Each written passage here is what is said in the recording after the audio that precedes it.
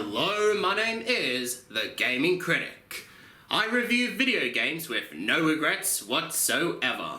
Now, a lot of people, and I mean a lot, have said that this game killed their childhood.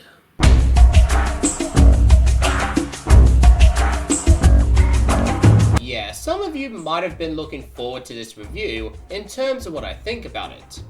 So after the, well, so-called success of Crash Tag Team Racing, I guess, the Crash Bandicoot series was going for a completely new look and a completely new approach. Many fans had a mixed reaction to Crash of the Titans. Some fans say that this game is pretty good, while others will go as far to say that this is the worst Crash Bandicoot game of all time. So, does this game really deserve so much hate? Well, stick around as we take a look at Crash of the Titans. Published by Serena Entertainment and developed by Radical Entertainment, Crash of the Titans was released in 2007, and it was released on PlayStation 2, Xbox 360, Game Boy Advance, Nintendo Wii, PlayStation Portable, and Nintendo DS. The story starts with Crash, Coco, Crunch, and Aku Aku just enjoying their day, and Crash helps Coco with a butter recycling device. Or something like that. Then, out of nowhere, Cortex appears and captures Coco and Aku Aku and freezes Crunch. Take note that we don't see Crunch again until the ending. Well, at least I don't have to hear that stupid Mr. T voice coming from his mouth. I'm just gonna stay here a while.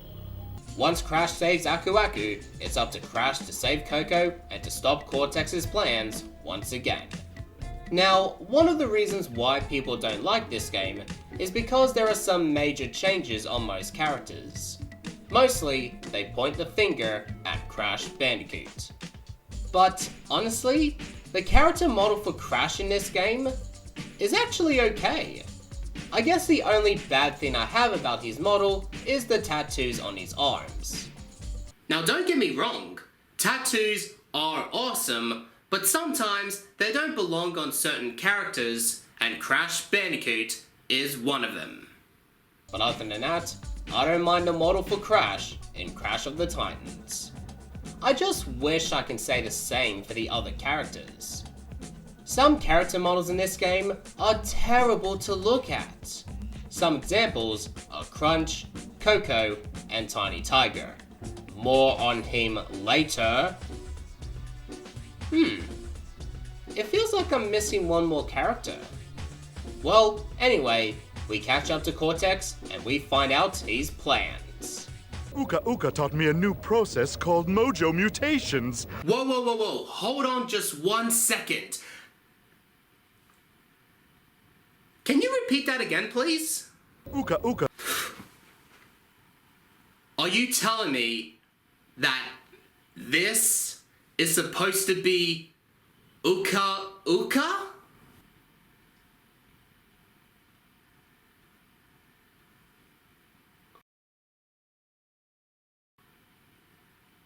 Oh yeah, I could totally see the resemblance. That looks absolutely nothing like Uka Uka. Sure, Aku Aku's model is different, but at least he looks recognizable. Uka Uka, on the other hand, doesn't look recognizable at all. Now I've gone that out of the way, let's talk about the gameplay. The gameplay is nothing like the original Crash games. It does have some platforming sections here and there, but this is mostly a beat-em-up game, hence why you can punch. In Crash of the Titans, you can collect Mojo. If you collect enough Mojo, Crash gets an extra life and new abilities. I personally don't like the Mojo, but this game really needed something different, so I'll let it slide. Get it? Slide? Wow, that joke was terrible. The new gameplay style that Crash can do is slide on Aku Aku like a skateboard, swinging from one rope to another, and running on ledges. Each level has a Mojo room. If you successfully complete it, you unlock a special prize. One of the major things you can do in this game is control and play as any Titan that you desire. I don't mind the Titan gameplay as I like to beat up bad guys with them. Probably my favourite Titan to play as is Scorporilla, mainly because he's overpowered and he can destroy anything that stands in his way. And my least favourite Titan would have to be Stench. Later on, Uka Uka has had enough of Cortex failing and replaces him for Nina Cortex. I like Nina as the main villain in Crash of the Titans. It's something different, and it's a lot better than having Cortex as the main villain in almost every Crash Bandicoot game ever. Can I talk about Tiny Tiger now? Fuck yes, here we go!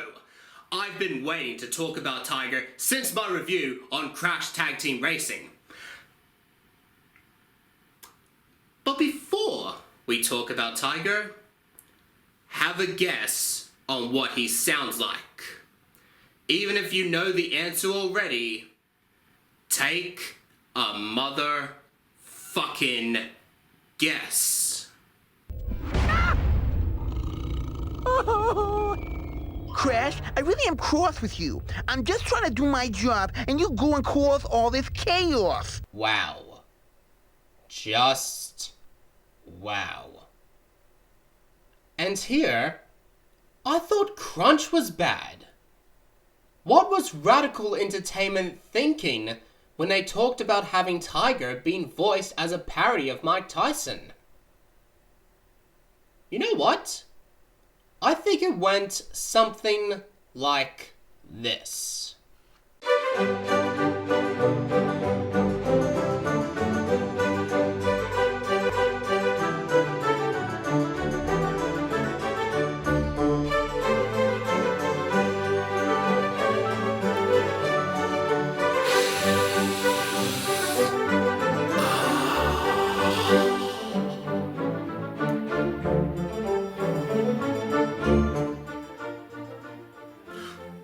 I just had an idea.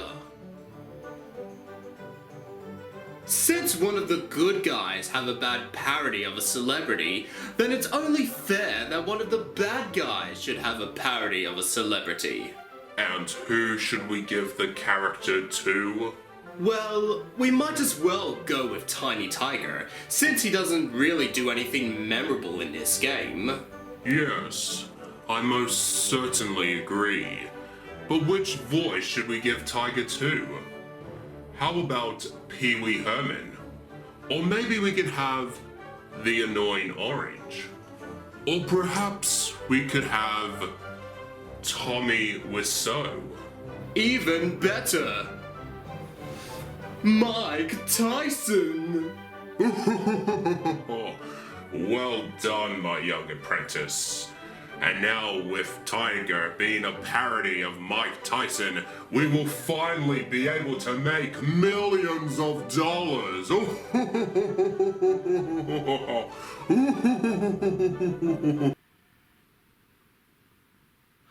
the fuck did I have to make Tiny Tiger as a parody of Mike Tyson? You might as well have Engine act like the Terminator while you're at it. I didn't mention this at Tag Team Racing, but I'm gonna mention it now. Because Crunch acts just like Mr. T, it just ruins the character for me. And that goes for Tiny Tiger. Remember how in the older Crash Bandicoot games, Tiger just wanted to squash Crash and kill him with his pitchfork?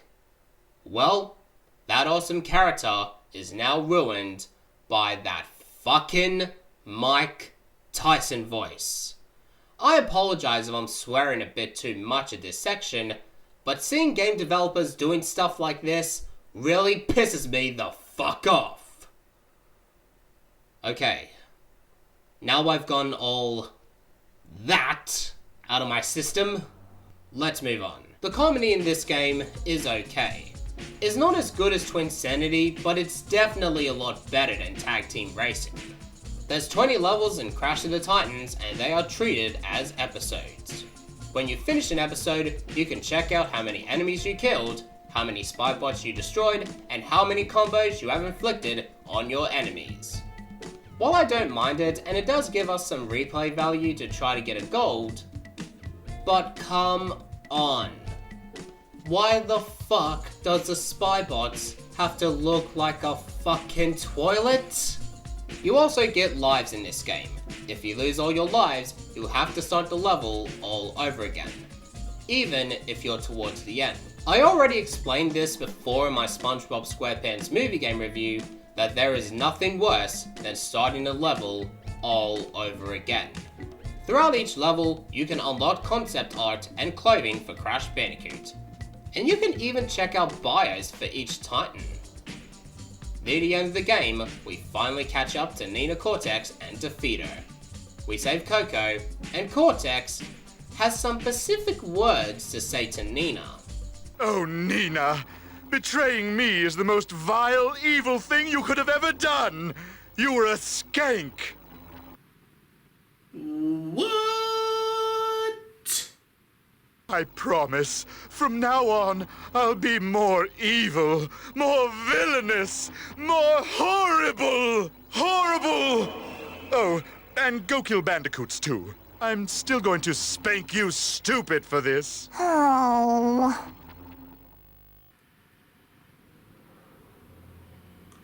Yeah, I'm just gonna leave this here, so, do with it as you will. And it looks like everything is back to normal. Even though Wumpa Island is pretty much destroyed, but who cares? It's time for some fucking pancakes. Let's go home and eat pancakes. Pancakes!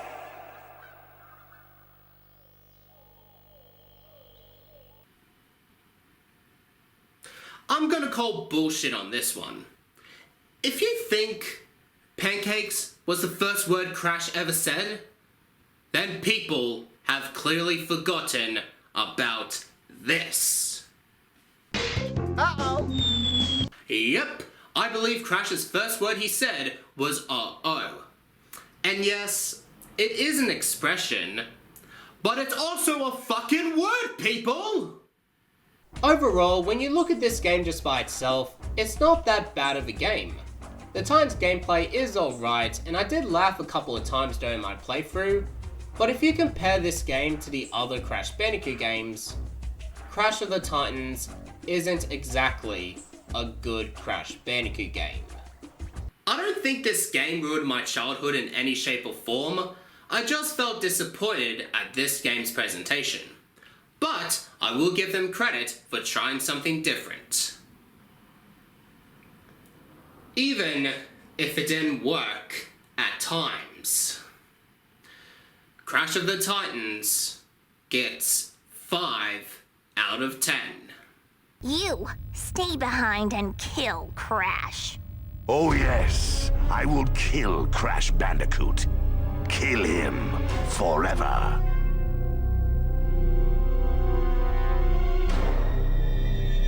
Oh, I love this part.